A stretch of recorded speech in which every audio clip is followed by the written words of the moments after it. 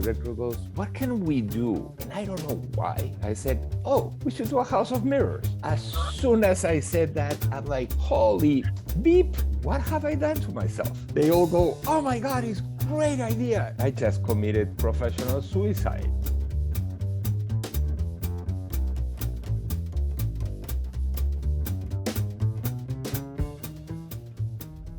Something happens to you when you leave this town. The farther away, the hazier it all gets. But me, I never left. I remember all of it.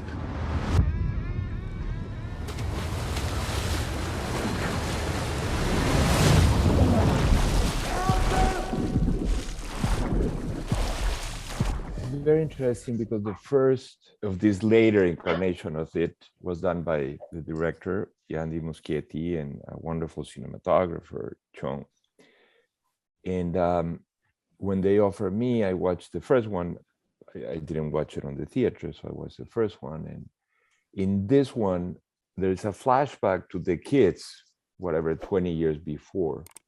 So, and that was shot with anamorphics, and the director didn't want it to go back to anamorphics, but I still had it to honor what my predecessor did and try to make it as beautiful as he did, or at least try.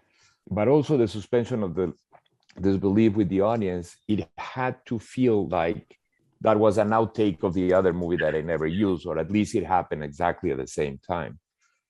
So it was quite interesting to be the, and I'm gonna use the wrong term because it's not additional photography, but it was quite funny to be the reshoot guy of that movie that 2 years ago somebody shot, because I basically had to, okay, let me look at this. Ooh, where is the sun? And oh, are we in the same place? Yeah, but it was September instead of July or whatever.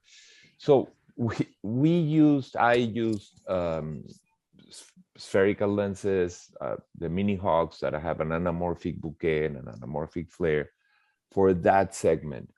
But then when he got to the so-called contemporary segment with the adults, then it was carte blanche for me. You know, that was my movie. The other one was an homage to my predecessor.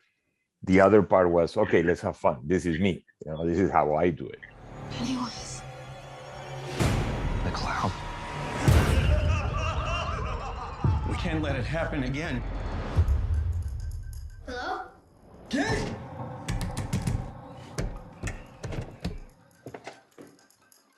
Hello? Kid! Hello.